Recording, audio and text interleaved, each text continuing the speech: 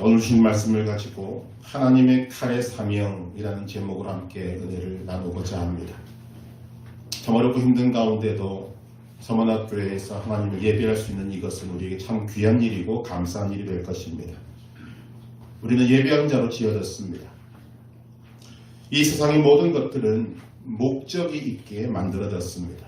목적 없이 만들어진 것은 단 하나도 없는 것입니다. 서문학교회도 마찬가지입니다. 서문학교회가 생기기 전에 이 땅에는 수많은 교회들이 있었고 지금도 있습니다. 그런데 왜 하나님께서는 많은 교회들이 있음에도 불구하고 또 다른 교회인 서문학교회를 존재케 하셨는가? 당연히 목적이 있기 때문입니다. 우리는 하나님으로부터 우리에게 주어진 목적을 알고 있습니다. 정화라는 것입니다. 깨끗함입니다. 이것을 어떻게 이루실지는 우리는 다 알 수 없지만 하나님은 우리를 통해서 이 땅에 깨끗함의 물결이 흘러가기를 원하시는 목적을 가지고 이 교회를 존재케 하셨습니다. 이 목적과 우리의 사명을 다시 한번 상기시켜 주시고자 2021년 첫 번째 주일에 이 말씀을 우리에게 주신다고 생각합니다. 오늘 본문을 통해서 우리를 향하신, 우리 교회를 향하신 하나님의 목적과 우리의 사명을 살펴보는 시간이 되기를 원합니다. 오늘 본문에 등장하는 배경은 당시 이스라엘이 하나님을 배반하고 하나님의 채찍을 맞아서 7년 동안 말로 다 하기 어려운 고난 속에 있었던 상황을 묘사하고 있습니다. 하나님께서 그들을 애굽에서 탈출시키시고 가나안 땅에 정착하시고 하나님을 제대로 믿고 섬기면 정말 말 그대로 영원토록 존재케 하는 복을 받고 살아가는 나라와 민족으로 만드시겠다는 약속을 하셨습니다. 하나님은 그 약속을 지켰습니다. 그런데 이스라엘은 하나님을 버리기 시작했고 바알과 아세라를 하나님 대신으로 섬기기 시작하셨습니다. 그 결과 하나님께서 그들을 떠나셨습니다. 하나님께서 떠나신 그 이스라엘 땅에 소위 말하는 도적떼들이 오기 시작했는데 그들이 미디안, 아말렉, 동방 사람들이었습니다. 그들은 철저하게 이스라엘을 약탈하기 시작합니다. 파종할 때가 되면 쳐들어와서 논밭을 짓밟아버리고 추수 때가 되면 추수해놓은 곡식들을 털어가기 시작합니다. 이들이 얼마나 사납고 무서웠던지 이스라엘 사람들은 이들과 전쟁을 못하고 그들을 피해서 산으로 쫓겨 올라가서 제대로 된 집을 짓고 살아가는 것이 아니라 움막을 짓고 굴 속에서 생활하기 시작했습니다. 그 세월이 7년이 흘렀습니다. 이들의 고생이 여러분 얼마나 피곤하고 많았겠습니까? 그래서 그들은 드디어 하나님 앞에 부르짖게 된 것입니다. 오늘 말씀 6장 6절을 보면 이스라엘이 미디안으로 말미암아 궁핍함이 심한지라 이에 이스라엘 자손이 여호와께 부르짖었더라. 7년 동안 고생한 다음에 이들은 그제서야 하나님께 부르짖기 시작했습니다. 놀라운 것은 하나님께서는 이 부르짖는 소리를 듣자마자 그들에게 구원의 손길을 내미신 것입니다. 그리고 하나님의 방법으로 하나님의 역사, 하나님의 구원을 이루시기 시작하셨습니다. 오늘 우리에게 주어져 있는 환경과 여건을 한번 보시기를 바랍니다. 다들 힘들다고 하고 있습니다. 다들 어렵다고 하고 있습니다. 그런데 놀라운 것은 하나님께 부르짖지 않는다는 것입니다. 불평하고 원망은 산더미같이 쏟아내지만 그들은 지금 길을 찾고 있는 것 같지만 길을 찾지 못합니다. 왜냐하면 길이 없기 때문입니다. 정말 듣도 보도 못한 바이러스 때문에 힘들다고 하는데 이제 그나마 희망을 가지는 것이 백신이라고 말합니다. 여러분 과연 백신이 답이 된다고 생각하십니까? 저는 아니라고 생각합니다. 만약 저에게 답을 물으신다면 저는 이렇게 대답할 것입니다. 하나님만이 답입니다. 예수님께서 이렇게 말씀하십니다. 내가 곧 길이요 진리요 생명이니 나로 말미암지 않고는 아버지께로 올 자가 없느니라. 여러분 믿으십니까? 저는 백신이 답이 아니라고 생각합니다.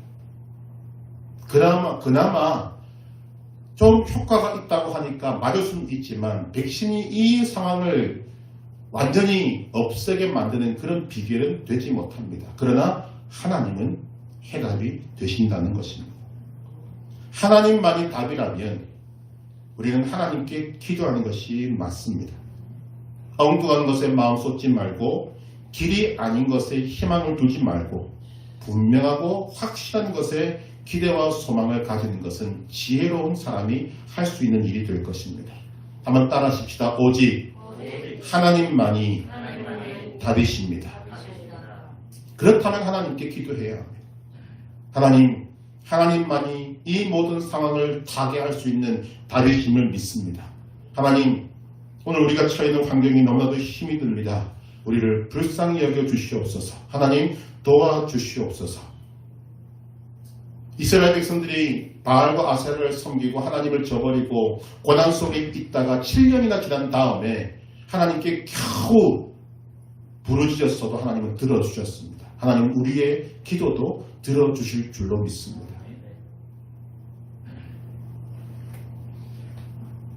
하나님께서는 이스라엘의 기도를 들으시고 하나님의 방법으로 구원을 만들어 가실 것인데 그 방법이 무엇인가 하면 한 사람을 준비시키시는 것입니다. 그 사람이 기드온입니다. 기드온은 하나님의 명령을 받고 미디안, 아말렉, 동방 사람들의 연합군과 싸울 준비를 하게 됩니다. 즉 기드온에게 주어진 것이 무엇인가? 사명이 주어졌습니다. 기드온의 사명은 싸우는 것입니다. 전쟁을 치르는 것입니다. 우리가 성경을 쭉 보다시피 사명이라고 하는 것은 그냥 동일하게 주어지지 않습니다. 항상 시대의 상황과 여건과 조건에 맞추어서 거기에 적절한 사명이 주어지게 되는 것입니다. 미디안, 아말렉, 동방 사람들은 7년 동안이나 이스라엘을 괴롭혔습니다. 그런데 이제는 괴롭히는 것으로 끝나는 것이 아니라 연합해서 이스라엘을 멸망시키기 위해서 나아오게 된 것입니다. 오늘 본문 사사기 7장에는 하나님이 부르신 사명자인 기드온이 이스라엘을 멸망시키려고 몰려든 미디안의 군사들과 싸우기 위해서 전쟁을 준비하는 내용이 기록되고 있습니다. 그런데 하나님께서는 전쟁이 시작되기 전에 이 전쟁의 성격부터 규정하자고 하십니다. 이 전쟁의 성격이 무엇인지를 분명히 하자고 말씀하시는 것입니다. 여러분, 이 전쟁의 성격이 무엇입니까? 이 전쟁은 단순히 이기고 지는 것으로 끝나는 전쟁이 아니었습니다. 우리 민족을 다른 민족의 침입에서 보호하기 위한 그런 전쟁도 아니었습니다. 이 전쟁은 하나님이 살아계시느냐, 하나님이 살아계신다면 얼마나 능력이 있는가를 보여주는 전쟁입니다. 그래서 이 전쟁은 하나님의 전쟁이라고 불리어지는 것입니다. 우리는 여기에서 힌트를 얻어야 합니다. 우리에게 전쟁의 가장 좋은 방법은 우리에게는 모든 전쟁을 하나님의 전쟁으로 바꾸는 것입니다.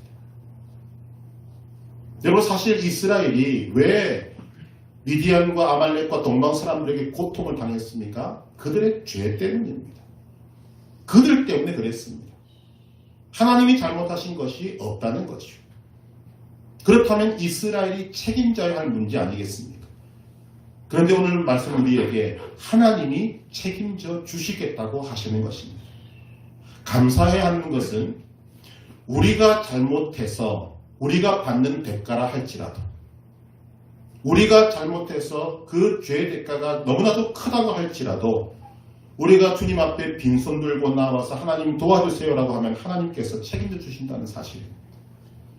이것이 바로 오늘 우리에게 주어져 있는 하나님의 은혜입니다. 지금 우리에게 일어난 일들, 여러분 여기에도 우리에게 원인이 있습니다. 인간에게 원인이 있다는 말씀입니다. 그런데 힘드니까, 못 살겠으니까 우리가 하나님 앞에 나와서 부르짖으면 하나님께서 우리를 불쌍히 보시고 책임져 주시는 것입니다. 원래는 우리의 전쟁이지만 우리가 빈손 들고 회개하고 주님 앞에 나와서 도와달라고 부르짖을 때 하나님께서는 하나님의 전쟁으로 바꾸셔서 하나님이 하나님의 방법으로 이겨나가시는 것을 우리에게 보여주고 계시는 것입니다.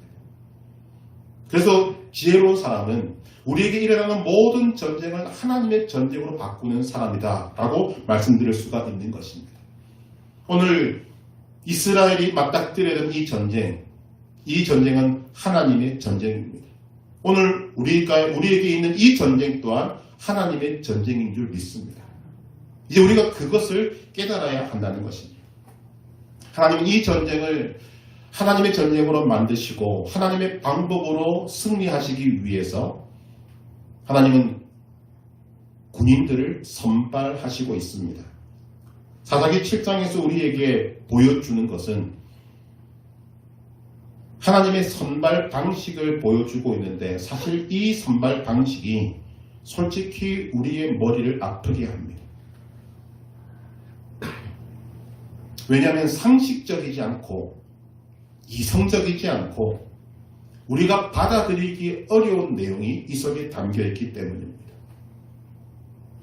기드온이 미디안과 전쟁하자라고 했을 때 32,000명이 나왔습니다. 그런데 하나님은 이런 방법 저런 방법으로 나온 사람들을 대부분 다 돌려보내고 300명만 남겨놓았습니다.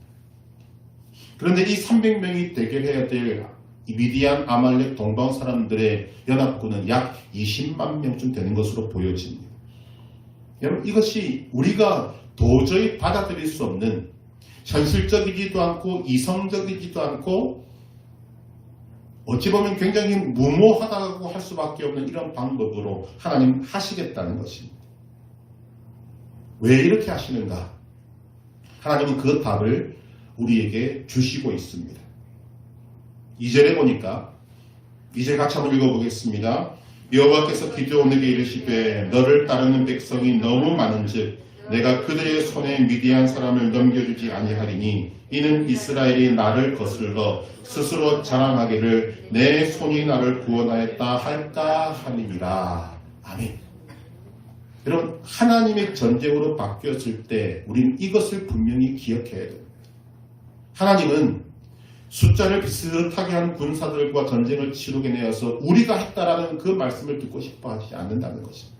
오직 하나님만 영광받기를 원하십니다. 모든 사람들이 공통적으로 하나님이 하셨습니다 라는 소리를 겸손하게 할 수 있는 방법을 택하시는 것이 하나님의 방법이 되는 것입니다. 하나님은 하나님의 전쟁을 하나님의 방법으로 하시겠다고 하십니다. 그 방법이 기드온과 300명입니다. 기드온과 300명은 하나님의 전쟁에 쓰임받은 자들입니다. 어찌 보면 증인이라고 할 수 있는 자들입니다. 하나님께서 행하시는 것을 직접 보고 직접 증거할 사람들. 그러나 분명한 것은 하나님께서 이들을 뽑으셨고 하나님의 전쟁에 쓰셨다는 것입니다. 결국 이들이 사명자들입니다. 서만학교에 주신 사명이 있습니다. 그 말은 여러분들이 사명자들이라는 뜻입니다. 이 사명은 하나님의 전쟁에 쓰임받는 것입니다. 여러분, 이 전쟁을 치르기 위해서 하나님은 여러분들을 부르셨습니다. 오늘 우리 앞에 있는 이 전쟁은 해도 그만 안 해도 그만인 전쟁이 아닙니다. 우리가 동참할 수밖에 없는 전쟁이고 우리가 투입될 수밖에 없는 전쟁입니다. 왜냐하면 미디안이 이스라엘을 멸하기 위해서 공격해 온 것처럼 우리 앞에도 우리를 멸하기 위해서 모든 시스템을 다 동원해서 악한 세력들이 우리를 공격하러 와 있기 때문입니다. 여러분, 도망갈 수 있겠습니까? 전쟁을 치르지 않을 수 있겠습니까? 안 된다는 것입니다. 오늘 우리에게 있는 이 전쟁의 성격을 우리는 분명히 알아야만 합니다. 하나님께서 기드온과 300명을 부르신 것처럼 하나님께서 여러분들을 부르셨습니다. 그런데 모든 사람이 쓰임받지는 못하더라는 것입니다. 하나님은 두 가지 방법으로 이스라엘 군사들을 선발하십니다. 첫째는 싸우러 모인 자들 중에서 두려워 떠는 자는 집으로 돌아가도 좋다라고 말합니다. 3절 이제 너는 백성이 위에 외쳐 이르기를 누구든지 두려워 떠는 자는 길라산을 떠나 돌아가라. 하나 하시니 이에 돌아간 백성이 22,000명이요 남은 자가 10,000명이었더라. 이 전쟁이 겁나고 두려워서 떠는 사람들은 그냥 집으로 돌아가라. 이것은 그들의 마음을 떠보는 시험이었습니다. 자, 다시 한번 이 전쟁의 성격을 우리가 생각해야 됩니다. 이 전쟁은 피할 수 없는 전쟁입니다. 지금 이들이 도망간다고 해도 만약 전쟁이 붙어서 미디안, 아말렉, 동방 사람들이 이겨버리면 이제 도망간 사람들도 생명을 부지할 수 없습니다. 결국 이 전쟁은 하나님의 백성들이 과연 이 세상에 존재할 수 있느냐 없느냐, 아니면 세상의 힘에 밀려서 영원히 사라져야 하느냐를 결정짓는 아주 중요한 전쟁인 것입니다. 내가 싸우고 싶다고 싸우고 내가 싸우기 싫다고 도망가는 수 있는 그런 전쟁이 아니라는 것입니다. 미디안이 왜 이스라엘을 연합군으로 쳐들어왔습니까? 이스라엘을 이 세상에서 완전히 없애기 위해서 온 것입니다. 마찬가지로 오늘 우리에게 있는 이 전쟁도 이 땅에 하나님의 교회가 존재할 수 있느냐 없느냐를 결정짓는 전쟁입니다. 하나님의 사람들이 생명력 있게 살아갈 수 있느냐 없느냐를 우리가 실천해내느냐, 살아내느냐, 아니면 죽느냐, 이것의 전쟁이 바로 되는 것입니다.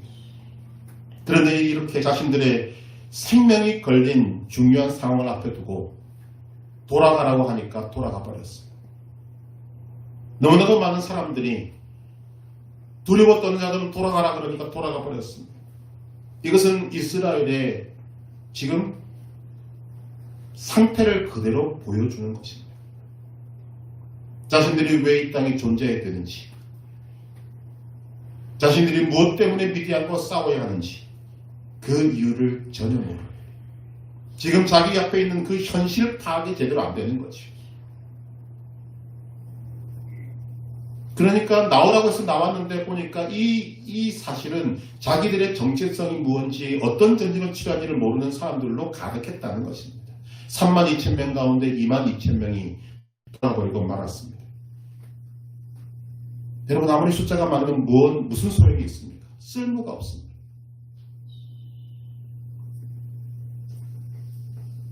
이 문제가 왜 우리에게 중요한가 하면 이것이 오늘 이 시대의 교회의 문제요, 오늘 이 시대의 그리스도인들의 문제이기 때문입니다.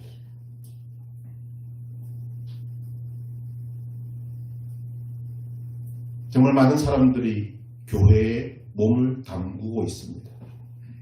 그런데 그들 중에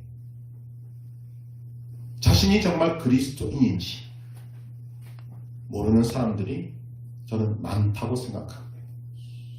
그리스도인이 갖는 의미가 무엇인지, 그리스도인이라는 이름의 가치가 무엇인지, 나에게 그리스도인이라는 이름을 주기 위해서 얼마나 값비싼 대가가 지불되어졌는지, 예수님의 십자가 보혈로 인해서 나에게 얼마나 귀하고 아름다운 생명이 주어졌는지, 이 생명의 가치가 얼마나 되는지를 모르는 사람들이 수두룩하다는 말입니다.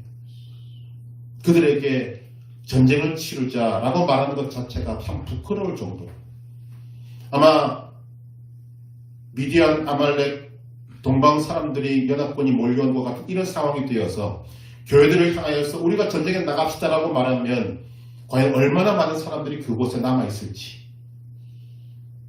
여러분들이 지금 이 말을 하는 동안에 마음속에 안 돼라고 생각하는 그 수준만큼 지금 한국 교회가 무너져 있고, 그것이 오늘 우리의 현실이라는 사실이 안타까움으로 다가오는 것입니다. 왜 예수를 믿어야 하는지, 왜 믿음의 싸움을 싸워야 하는지, 왜 죄 때문에 뒹굴어야 하는지, 왜 내가 예수님의 이름 때문에 고난을 받아야 하는지 전혀 모르고 교회만 왔다 갔다 하는 사람들, 그들에게 두려워서 돌아가라고 그러면 당장 돌아갈 것입니다. 물론 그런 사람들도 하나님의 은혜가 임하면 훌륭한 하나님의 백성, 하나님의 군사가 될 수 있을 것입니다. 그러나 언제가 될지는 기약이 없습니다. 분명한 사실은 하나님보다 세상을 두려워하는 사람은 하나님께 쓰임받을 수 없습니다. 우리가 지난 2020년도 중반기부터 하나님이 계속적으로 우리에게 주셨던 말씀의 주요 골자가 그것입니다. 가장 두려워해야 될 존재가 누구냐? 하나님이시죠. 하나님을 두려워한다면 우리는 이 세상에 두려워할 존재가 그 어느 것도 없다는 것을 말씀으로 계속해서 우리에게 가르쳐 주셨습니다. 하나님께서는 겁을 먹고 두려워하는 사람들을 쓰실 수가 없습니다. 하나님은 담대한 사람들을 쓰십니다. 히브리서 10장 35절 그러므로 너희 담대함을 버리지 말라 이것이 큰 상을 얻게 하느니라. 여러분 믿음은 우리가 경험하다시피 모험입니다. 믿음을 모험심을 가지고 담대하게 삶을 살아가지 않으면 우리는 어떤 승리도 거둘 수가 없게 되는 것입니다. 늘 삶을 살아가는데 내 마음이 불안하고 떨고 두려워하고 뒷걸음질 친다면 그 사람을 데리고 전쟁에 나가자 불가능한 것입니다. 하나님께서 말씀하시면 아멘 하고 죽음인들 무서우랴 하면서 달려가는 사람들, 믿음의 훈련을 잘 받아서 아직 범람하고 있는 요단강물을 향해서 들어가라고 하면 들어갈 수 있는 그런 사람들을 하나님께서 쓰신다는 것입니다.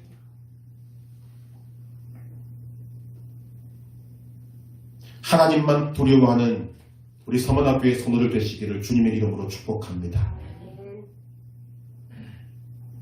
싸우는 것이 두려운 사람들은 돌아가라고 했을 때 22,000명이 돌아가고 10,000명이 남았습니다. 그런데도 하나님께서는 이 사람들도 많다고 하시면서 기드온에게 이 사람들을 데리고 물가로 가서 물을 마시게 하라고 합니다.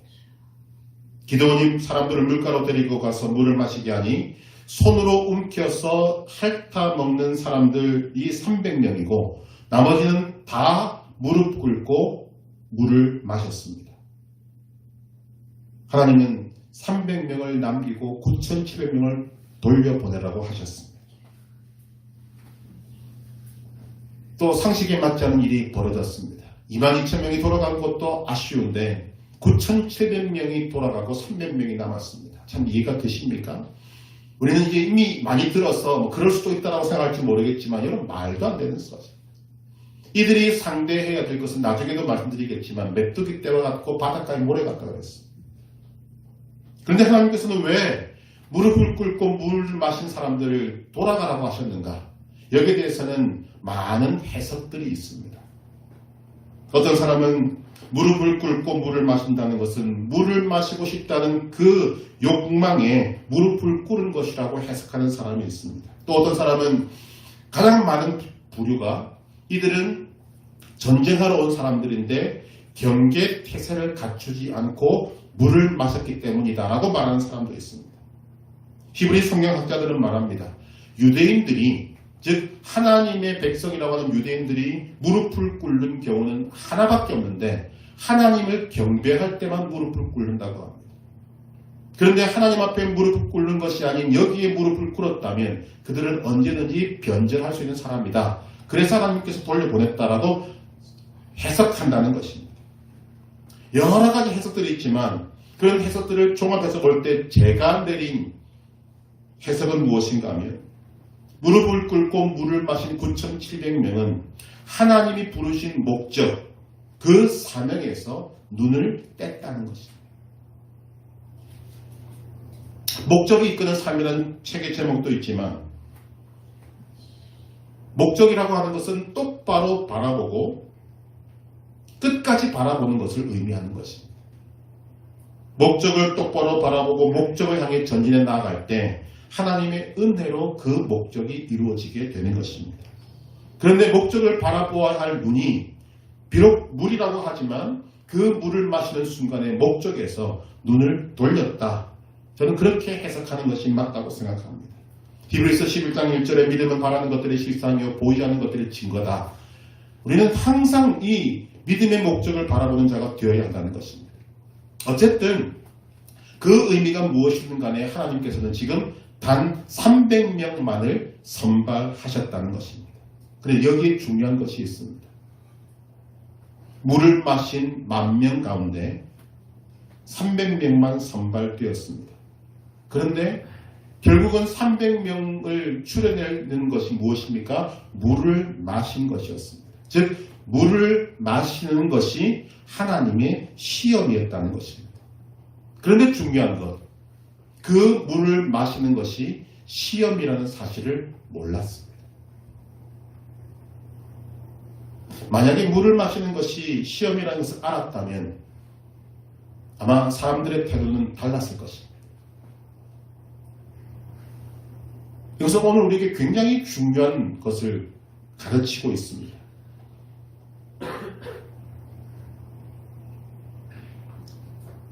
오늘 우리는 특별한 경우를 제외하고는 일상적인 삶을 살고 있습니다. 하나님은 그런데 그 일상적인 삶을 하나님께서 일꾼을 선발하시는 시험대로 쓰신다는 것을 우리에게 보여주고 있는 것입니다. 여러분, 오늘 우리에게 주어져 있는 일상의 삶은 특별한 일이 없는 것이 좋지 않습니까? 그죠? 우리가 삶을 살아가는데 특별한 일을 만난다는 것은 우리의 삶에 어려움이 올 때가 대부분입니다. 오늘 우리 앞에 있는 전쟁이 분명히 있는데 그 전쟁이 이루어지게 되면 치러야 될 때가 오면 하나님께서 사람들을 들어 쓰실 것입니다. 그러면 하나님께서 그때에 어떤 사람들을 들어 쓰실 것인가? 저는 오늘 이 말씀이 우리에게 그 힌트를 주고 있다고 생각하는 것입니다.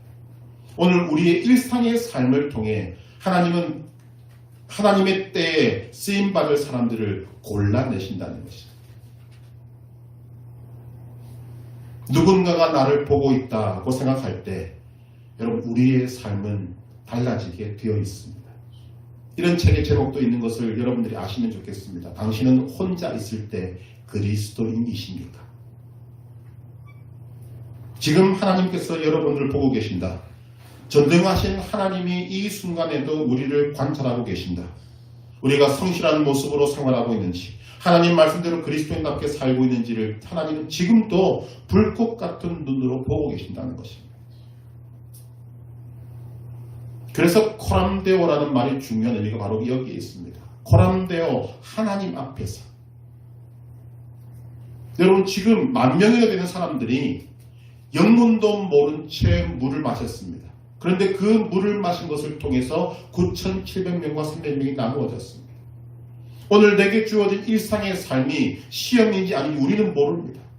하나님께서 그것 어떤 기준인지 우리에게 말씀해 주시지 않습니다. 하나님의 기준은 이미 성경을 통해 우리에게 주셨고 일상의 모든 삶 속에서 우리가 말씀대로 살고 있는지 믿음으로 살고 있는지를 지금도 보고 계시고 하나님은 지금도 선발하고 계시다고 보는 것이 맞을 것입니다.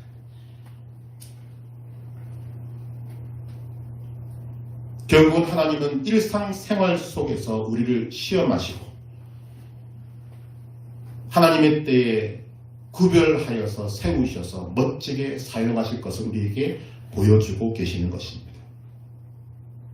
하나님께서 의미 없는 32,000명보다 준비된 300명을 원하시는 그 마음, 그 뜻을 우리가 헤아릴 수 있기를 원합니다. 하나님을 믿는 사람들의 숫자가 늘어나는 것은 여러분 얼마나 좋은 일입니까? 그러나 그 숫자가 늘어나는 것만 좋은 것이 아닙니다. 중요한 것은 그 안에 훈련된 일꾼들, 헌신된 일꾼들의 숫자가 늘어나야 한다는 것이 더욱더 중요한 것입니다. 내가 누구인지 그리스도인 된 의미가 무엇인지도 모르는 32,000명보다 비록 힘도 없고 능력도 없지만 내가 누구인지를 알고 하나님의 때에 쓰임받을 준비를 위해서 일상의 삶을 하나님 앞에서 성실하게 믿음으로 살아가는 그 사람들, 그 적은 숫자가 하나님에게는 필요한 것입니다. 저는 여러분이 하나님께 쓰임받기를 간절히 원합니다. 서머나교회에 주신 이 깨끗한 정화의 사명을 여러분 자신의 사명으로 받으시기를 바랍니다. 이 일을 위해 하나님 앞에 쓰임받기를 간절히 원하시기를 바랍니다. 이 일을 위해 하나님의 시험을 통과하시기를 바랍니다. 매 순간마다 코람되어 하나님 앞에서 믿음으로 성실하게 살아가시기를 주님의 이름으로 축복합니다. 하나님께서 하나님의 때에 여러분들을 귀하게 들어 쓰실 줄로 믿습니다. 그래서 2021년도는 저에게 소망의 해입니다. 여러분들을 보고 기대와 소망을 가지는 것이 아님을 용서하시길 바랍니다. 하나님을 향해서 기대와 소망을 가집니다.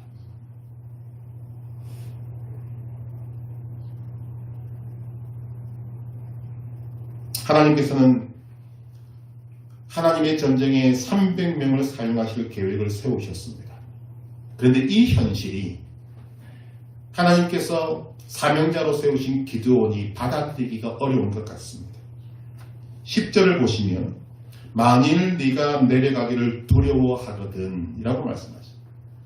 여러분, 기드온이 어떤 사람입니까? 6장의 내용을 우리가 살펴보지 않았지만 하나님께서 그를 부르셨을 때 그는 믿지 않았습니다. 하나님께서 너를 쓰시고자 한다고 할 때는 믿지 않고 하나님 앞에 2번이나 양털로 시험했던 사람이 기드온입니다.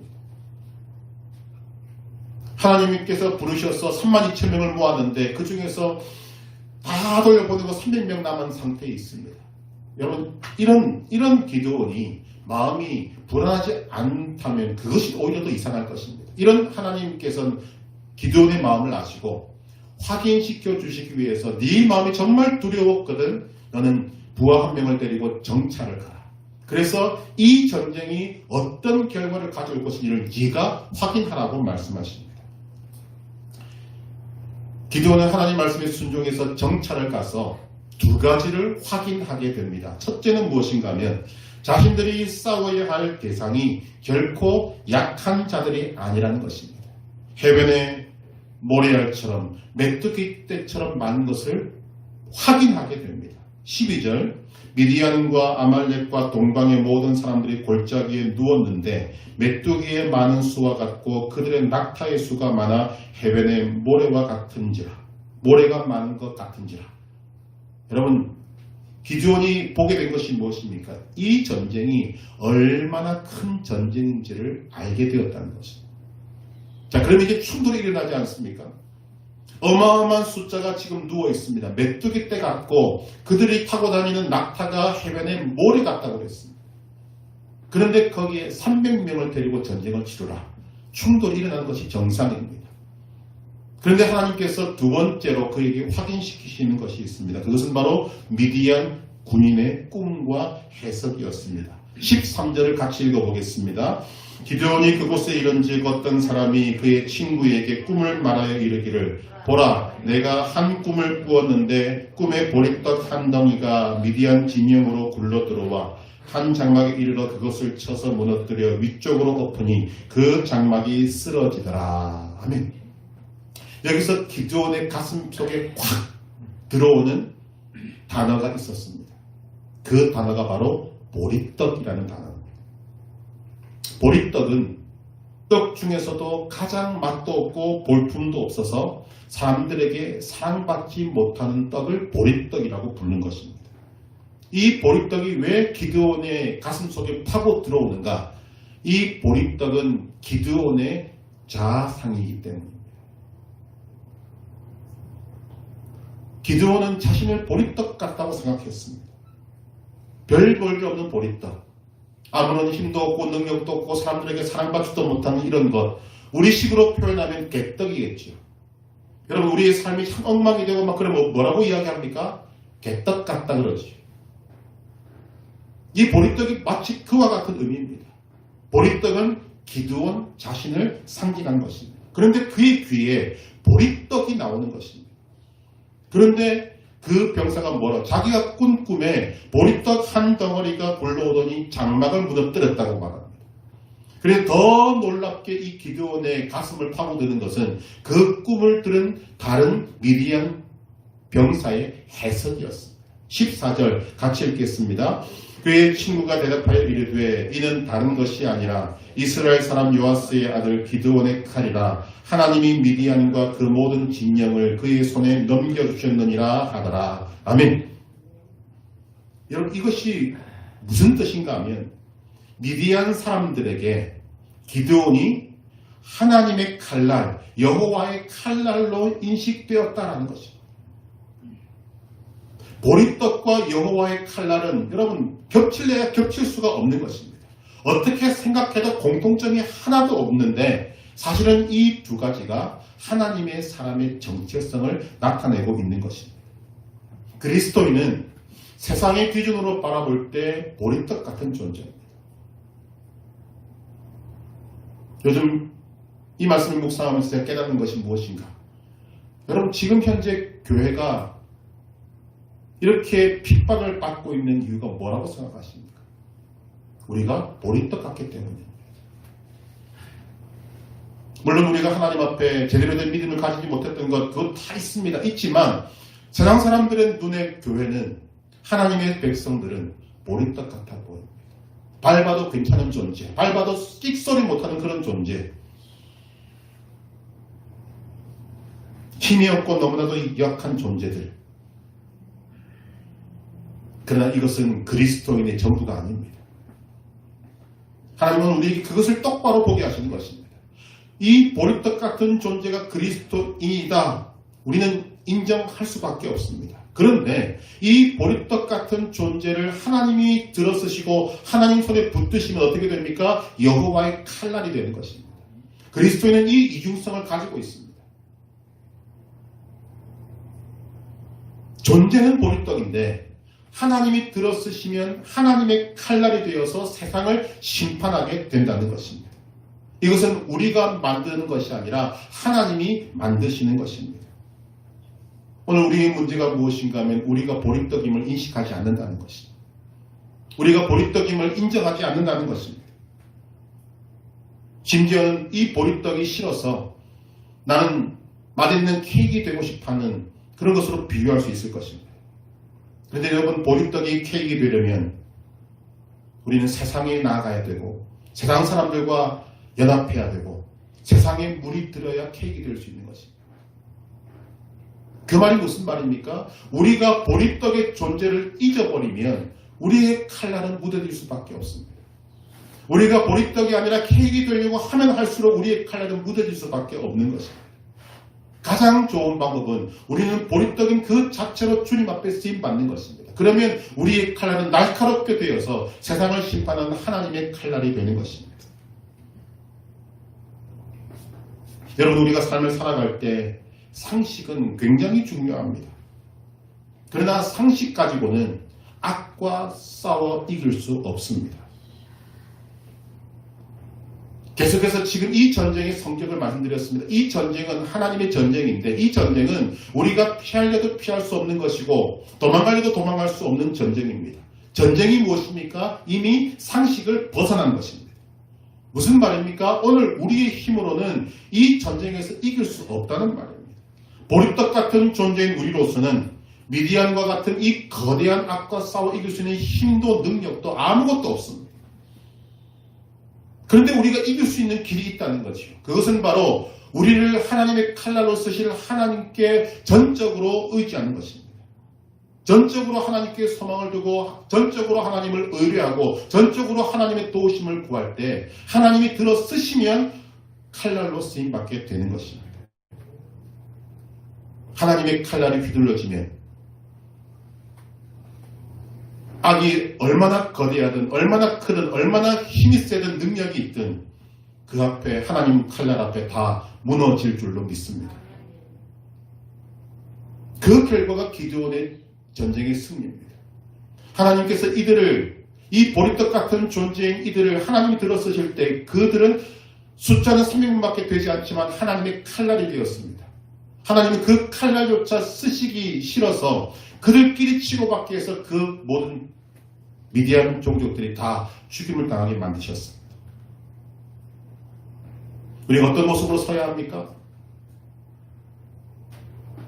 나 자신이 보리떡임을 인정해야 합니다. 그리고 이 보리떡을 보리떡다운 모습으로 더욱더 주님 앞에 나아가야 합니다. 있는 모습 그대로 주님 앞에 가야 합니다. 하나님께서 우리를 들어쓰시면 우리는 하나님의 칼날이 될 줄로 믿습니다. 이를 위해서 하나님이 우리를 사명자로 부르신 것입니다. 여러분, 보리떡이 승리한다고 해서 보리떡이 칭찬받겠습니까? 아닙니다. 그러나 우리가 보리떡으로 하나님 손에 붙들려 나아갈 때 하나님은 우리를 하나님의 칼날로 사용하셔서 이 하나님의 전쟁을 완벽한 승리로 만드시고 하나님께서 영광 받으실 것입니다.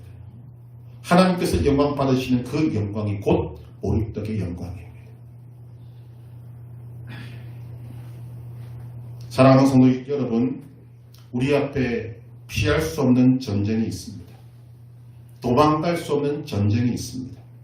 이 전쟁을 나의 전쟁이 아닌 하나님의 전쟁으로 만드시기를 바랍니다.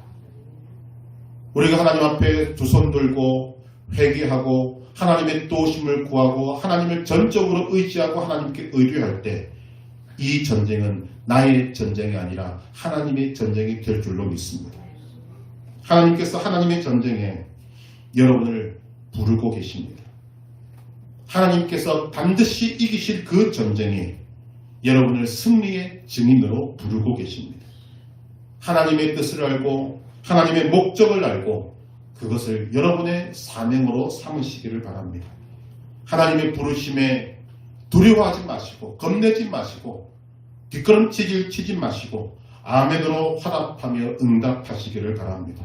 하나님의 우리에게 부여하신 그 사명에 여러분의 남은 삶을 헌신하시기를 바랍니다. 하나님은 아무나 쓰시지 않습니다. 하나님 외에 어떤 두려움도 우리 안에서 몰아내야 할 줄로 믿습니다. 하나님의 시험을 우리는 통과하여야 합니다. 우리의 모든 일상이 하나님의 시험됨을 여러분 인식하시기를 바랍니다. 32,000명 모두는 자신의 삶이 하나님의 시험인 줄 몰랐습니다. 그러나 우리는 이 말씀을 통해서 알아야 합니다. 그리고 그 시험을 통과해야 합니다. 시험을 통과해서 300명 군사의 수에 들어가야 합니다. 일상의 삶을 하나님 앞에서 살아가시기를 바랍니다. 코람데오의 삶을 사시기를 바랍니다. 작은 것 하나라도 믿음으로 행하고 작은 일 하나라도 하나님의 사람답게 살아가시기를 바랍니다. 하나님께서 불꽃 같은 눈으로 세밀하게 여러분들의 모든 것을 보실 것입니다. 우리가 하나님이 부르신 사명에 헌신할 때 하나님은 보리떡 같은 나의 이 존재를 들어서 하나님의 날카로운 칼로 사용하시게 될 것입니다. 그것은 곧 우리에게 승리가 온다는 것을 말씀하고 있습니다. 그 승리에 동참할 수 있도록 오늘도 이 보리떡 같은 우리의 삶을 더욱더 주님 앞에 겸손히 나아가고 하나님께서 들어 사용하기 편하실도록 우리의 삶을 주님 앞에서 거룩하고 깨끗하게 살아내어서 주님이 쓰시고자 할 그때에 귀하게 쓰임받는 사명자의 삶을 살아가시기를 주님의 이름으로 축복합니다.